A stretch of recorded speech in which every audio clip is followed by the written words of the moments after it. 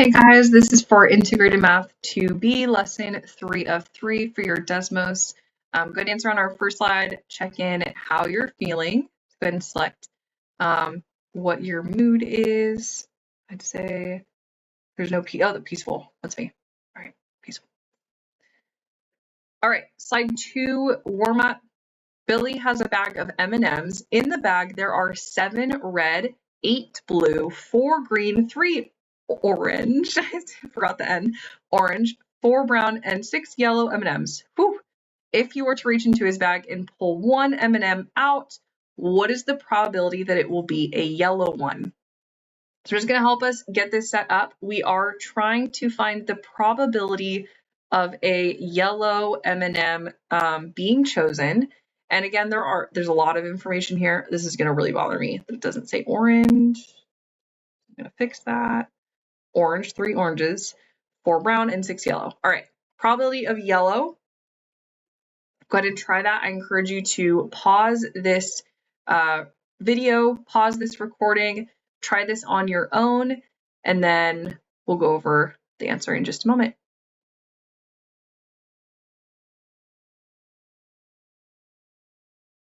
So again, if you have not paused, real quick pause. Assuming you've got your answer, you're here to check your work. Let's get into it.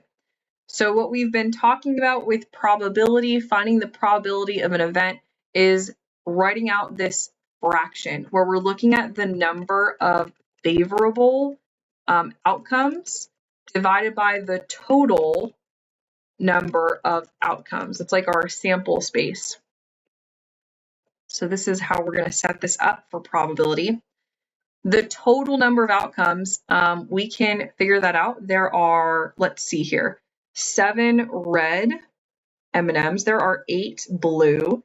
There are 4 green, 3 orange, 4 brown, and 6 yellow. So there are 32 M&Ms total. So there are 32 M&Ms. That is our grand total. Remember, this is also what we call our sample space. Sample space. What is that total number of outcome? What are all of these options in this bag of M&Ms? He's got 32 total. And of that, what is our favorable outcome? Our favorable outcome, I know this is not yellow, but we're going to match it is. We would like to find the probability that him grabbing a yellow M&M. So the numerator needs to be how many yellow M&Ms are there? And there are 6 yellow M&Ms. So in Desmos, it should be able to simplify our fraction for us. Yep, we can click on that fraction button. So it will, looks like it just divided out. All it had in common was a 2 from the numerator and denominator. That gave us 3/16, which is 0.1875. Which is, again, converting that into a percent, because of what we're focusing on for this class, is about, if we're rounding up to a whole number, it's about 19%. So he has a 19% chance that in this bag of M&Ms, he's going to pull one out and it's going to be yellow. So we took, again, that total number of outcomes, that sample space. Numerator is that favorable number of outcomes. What are we trying to find here? We're trying to find probability that's yellow. So that's how we got, that's number 6. All right. We're going to do this one as a class. We're looking at, I feel like this is like Family Feud survey says. We've got these survey results. A survey of 2,392 adults. Oh my goodness, a lot of people. Ages 18 and over were asked what type of food they would be most likely to choose at a restaurant. So these are the results. What is the probability that an adult chosen at random is going to prefer Italian food? So we're finding, again, that event, the probability that they're choosing Italian food. What am I saying? What am I doing right now? Italian. My Italian roots are sad. They're very sad that I could not spell Italian. Probability of Italian. It is the favorable outcomes. What is the number of people that chose Italian food. So I see Italian in this pie chart is going to be this color here, this pink. There were 526 people that chose Italian food as their favorite cuisine. And what is that total outcome? We could add up all of these, but they already told us that this is the number of adults. There were 2,392 adults. So a lot of adults. We're going to be plugging this into the calculator. Okay, so plug it in the calculator. 526 divided by 2,392. That's simplified. But again, for our class, we're keeping it as a percentage. So this is the same as, 0.2198. So about 22% of adults chose that they preferred Italian food. So the probability that out of all these people, you choose a random person and that they're going to prefer Italian food, you have a 22% chance of choosing someone from this list, from this group of people that would prefer Italian food. All right. Then I had a brain break. If you need to take a breath, you can pause the video, take a little 2-minute timer break. This is for you to try on your own. Reference your Engagely notes from last class when we talked about decks of cards. What is the probability of drawing an ace from a regular deck of cards? All right, so again, pause this video, try this on your own, and we'll go over that answer in just a moment.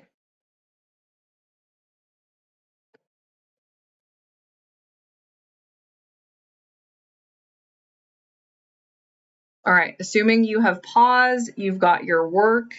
If not, pause now, because we're going to go over the answer. All right, probability of drawing an ace from a regular deck of cards. So remember, we're thinking from our notes, with cards, and we're thinking of that sample space. How many different cards are there from our notes? So again, this is from our notes yesterday. How many cards? How many different suits are there, right? There are 4 different suits. There should be 13 in each suit. So 13 times 4 is how we get 52. So our grand total, our sample space in this example is 52. There are 52 total cards, not including jokers, in a standard deck of cards. Now, the probability of drawing an ace, we're thinking, okay, what aces are there in the deck of cards? We could have the ace of hearts. We could have the ace of diamonds. We could have the ace of spades. Or excuse me, ace of clubs. While I draw clubs. This is a beautiful drawing. Or ace of spades. Perfect. Okay. So we've got 4 different options for an ace card. It didn't specify it needs to be a red ace or a black ace or only the ace of a certain suit. It's just an ace, and there are 4 different aces that we would have in our deck of cards. So 4 out of 52.